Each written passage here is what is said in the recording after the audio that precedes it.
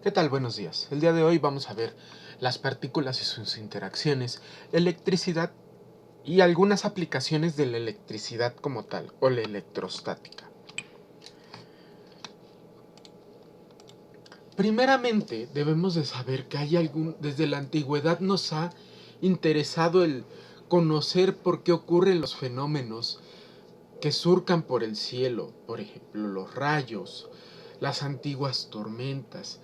En la antigüedad, en la época de los griegos, pensaban que las tormentas y los rayos eran hechos por el dios griego Zeus, el padre de todo. Los fenómenos eléctricos, como los rayos y en las telas, las chispas, nos han acompañado por muchos años, por siglos. Pero ¿qué tiene que ver todo esto con nosotros? En la actualidad nosotros conocemos que existe un cierto tipo de interacción entre las cargas. La electricidad puede estar presente en todas nuestras actividades diarias. Al prender un foco, al prender la computadora, al momento de que yo estoy grabando este video. Estas interacciones se empezaron a conocer desde la antigua Grecia. El primero que lo observó fue Tales de Mileto. Él observó que al frotar un ámbar con una piel de animal, despellejó una oveja y la frotó la piel con el ámbar, podía atraer pedazos de paja. Luego, después de muchos tiempos, William Gilbert observó que había materiales que presentaban propiedades similares a las del azufre, a las del vidrio, azufre y la sal. ¿Qué es lo que pasaba en estos momentos? ¿Qué propiedades? Aquí el vidrio, el azufre y la sal no conducían una corriente eléctrica, no atraían algo, ¿sí? ¿Qué era lo que pasaba? Estaban aislándose. Posteriormente, Stephen Gray encontró que la electricidad podía ser transferida de un cuerpo a otro si era conectado por algún medio metálico, por algún cuerpo metálico. ¿Qué es lo que hizo él? Tomó una barra metálica con una esfera y la acercó una en otra después de haberle adquirido una carga. ¿Por qué medio? Fuera frotación, inducción o cualquier otro. Hay distintos medios de transferencias de cargas. Una vez que él tenía ya la carga adquirida en la barra de metal, la acercó a una esfera y observaba si se alejaba o se atraía. Y esto dependía de qué tanto estaba cargada el material. Charles Dufa, posteriormente, descubrió que había dos tipos de interacciones, una interacción atractiva y una interacción repulsiva, como con los seres humanos. Uno se veía atraído por el otro, por los objetos, y el otro, y dos objetos de características similares se iban a ver repelidos, es decir, se iban a alejar. Posteriormente, empezaron a estudiar los tipos de materiales. Ya conocían que algunos materiales podían conducir esta corriente eléctrica. Y Knowlet los dividió en dos tipos de fluidos. Fluidos distintos al vidrio o fluidos vidriosos o el fluido resinoso. Posteriormente, después de algunos años, llegó Benjamin Franklin, el que fue famoso científico y presidente de los Estados Unidos, que dijo, no existen los fluidos. Él decía que había un único fluido y según su teoría, Cada uno de los cuerpos u objetos va a tener una cantidad específica de fluido eléctrico. Cuando dos cuerpos se frotan, el fluido pasa de uno a otro con electricidad negativa. Y el fluido que perdió esta electricidad negativa ganó electricidad positiva. Él fue más que nada famoso por definir la ley de la repulsión y la atracción de las cargas de una manera distinta, y por el experimento de la cometa. Ya se había descartado esta idea de los fluidos, y se decía en su lugar que existían cuerpos que contenían dos tipos de cargas. Ya se hablaba de cargas, una positiva y una negativa. A la carga positiva se le llamó protón y a la carga negativa se le llamó electrón. Pero también existe un tercer tipo de partícula eléctrica, la cual no va a ser ni positiva ni negativa. Es decir, es eléctrica pero no tiene una carga y se le llama neutrón. Dentro del átomo existen estas tres partículas. ¿Qué formas tenemos para cargar un objeto eléctricamente? Frotar uno contra otro. La carga va a pasar de uno a otro. A este tipo de cargas o carga eléctrica le llamamos una carga por frotación. La carga por contacto, cuando un cuerpo eléctricamente cargado toca a otro, que era lo que veíamos con la esfera y la barra de metal. Mientras tanto, la barra cargada eléctricamente va a transferir sus electrones, que son los negativos, a la esfera y a hacer que se empiecen a alejar la una de la otra por un momento. Y la carga por inducción. Cuando un objeto cargado se acerca a otro en neutro, la carga se distribuye. Es decir, va a empezar a irse a ver la atracción de las leyes de cargas. Cargas distintas se atraen y cargas iguales se repelen. La carga inducida debe de estar conectada a un poco de tierra. Este fenómeno o este fenómeno lo podemos observar en un aparato que se llama electroscopio y es muy sencillo de hacer. Un frasco con una tapa de corcho, una bola de aluminio al final y dos placas de aluminio o metálicas en el frasco. Una vez teniendo esto, cargamos un globo frotándolo en nuestro cabello y lo acercamos y vamos a ver cómo las placas se empiezan a separar. Ya les estoy comentando que existen cargas y que Benjamin Franklin estuvo tratando de descubrir qué tipo de leyes seguían estas cargas. Empezó a llegar Coulomb y nos decía, dos cargas que tienen el mismo signo, es decir, positivas o negativas, se van a alejar una con la otra, con la misma magnitud, en sentido opuesto. Obedeciendo a la tercera ley de Newton, a toda acción corresponde una reacción. Es decir, las cargas positivas, cuando se acercan, empiezan a sentir una fuerza de repulsión, alejándose con la misma magnitud de la carga que tenga mayor. O si son iguales, se van a alejar a la misma distancia. Y dos cargas distintas se van a ver atraídas. Esas son las leyes de atracción y repulsión. Cargas iguales se repelen y cargas distintas se atraen.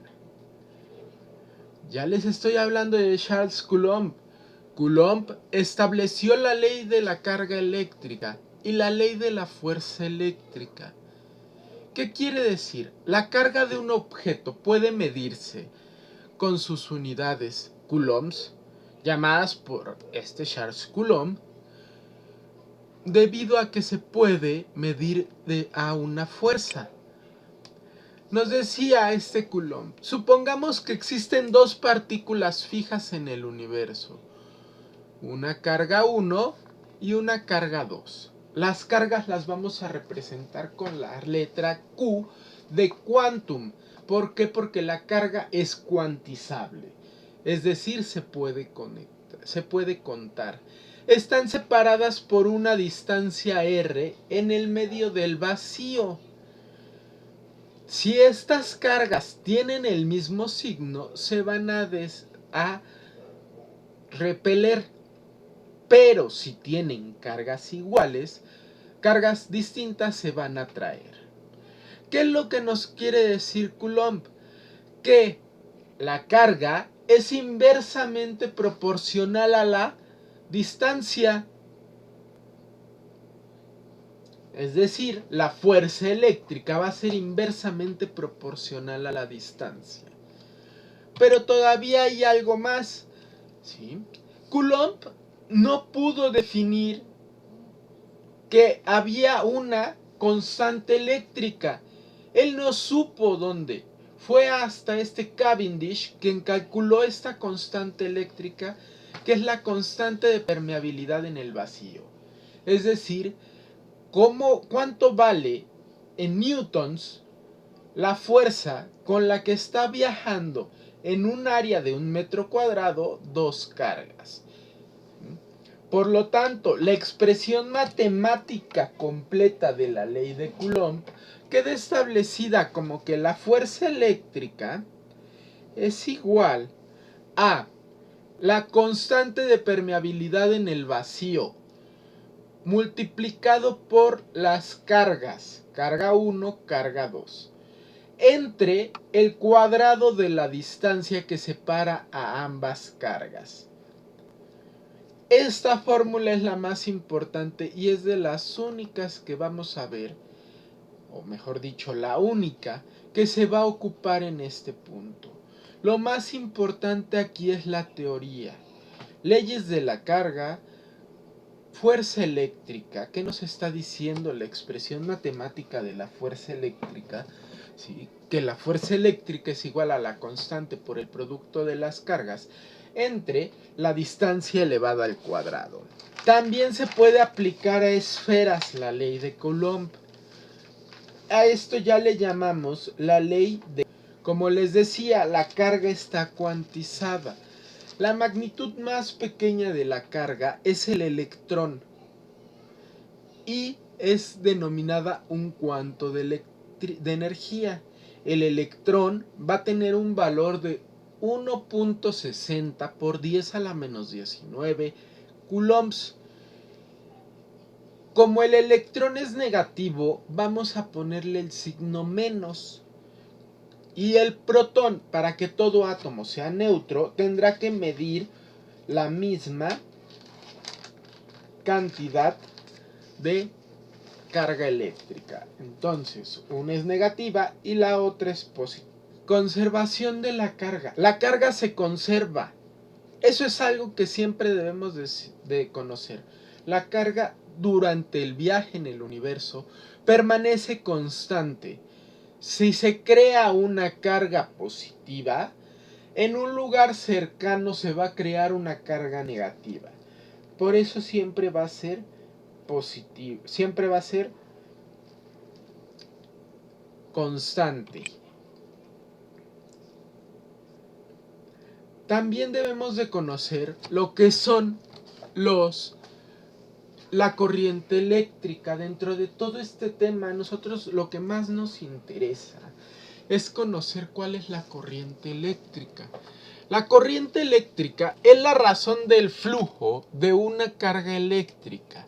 Es decir, a qué velocidad viaja una carga eléctrica o cuántas cargas eléctricas viajan en un segundo.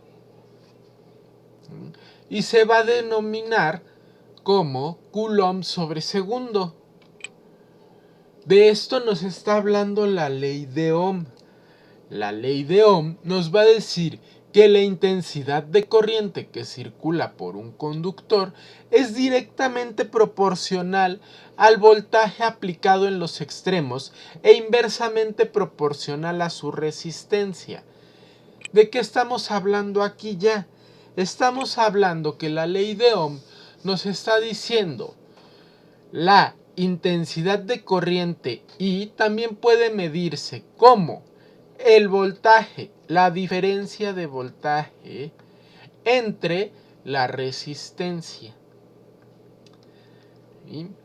También la intensidad de corriente se puede medir como la carga entre el tiempo. Ya tenemos otras dos ecuaciones. ¿Para qué nos va a servir? Para saber qué es un circuito eléctrico. En los circuitos eléctricos nosotros debemos de medir intensidad de corriente, voltaje, resistencias. ¿Qué es un circuito eléctrico como tal? Es el conjunto de elementos eléctricos que van a estar conectados entre sí y permiten generar, transportar o utilizar la energía eléctrica con la finalidad de transformarla en otro tipo, ya sea calorífica, lumínica, mecánica. ¿Qué es lo que necesitamos o por qué está conformado un circuito eléctrico? Va a estar conformado por un generador y es el que produce la electricidad. A este es el generador y está hecho de varias bobinas en este caso. Las bobinas son como las que existían en las bocinas antes. Un conductor es un hilo de cobre por el cual van a estar circulando los electrones que están siendo generados por el generador.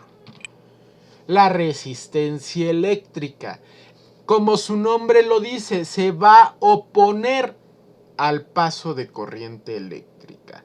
Por eso es inversamente proporcional a la corriente. Un interruptor es el que nos permite abrir o cerrar el circuito, impidiendo o permitiendo el paso de los electrones. Existen dos tipos de circuitos, un circuito en serie o un circuito en paralelo. ¿Qué es en serie? Los circuitos en serie son cuando la energía eléctrica únicamente puede fluir a través de un punto. Es decir, van a estar conectados por un solo cable todas las resistencias y todos los generadores de las pilas. Para la resistencia equivalente, que es la resistencia total que fluye por este tipo de circuitos, en el circuito en serie vamos a tener que la resistencia equivalente va a ser la suma de sus resistencias individuales de cada uno de los elementos que están conformados por el circuito. La combinación en serie, la corriente de cada resistencia es la corriente a través de cada resistencia es la misma para cualquiera de ellas. La caída de potencial, entonces, la corriente total nos está diciendo que va a ser igual a la corriente 1 y a su vez a la corriente 2 y así sucesivamente.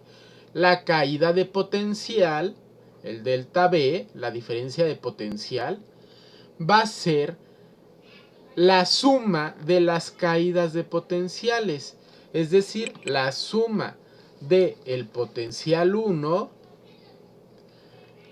más la suma más el potencial 2 y así sucesivamente. La resistencia equivalente en este tipo de circuitos siempre será mayor que la resistencia individual de cada uno de los resistores que formen el circuito en serie. Como aquí se los adelantaba, la corriente de un circuito es la suma de sus corrientes. El voltaje equivalente o diferencia de potencial es equivalente a la suma de sus potenciales individuales. También existen los circuitos en paralelo. Los circuitos en paralelo son los que están conectados varios resistentes formando líneas paralelas, es decir, van a estar encontrados unos con otros, no van a estar seguidos. Esta es una línea paralela. ¿Qué es lo que quiere decir? Que si se funde la resistencia 1 o se echa a perder, las otras dos resistencias van a seguir trabajando sin ningún impedimento. El circuito va a seguir generando energía. La resistencia de un circuito en paralelo siempre va a ser menor a la suma de sus resistencias individuales.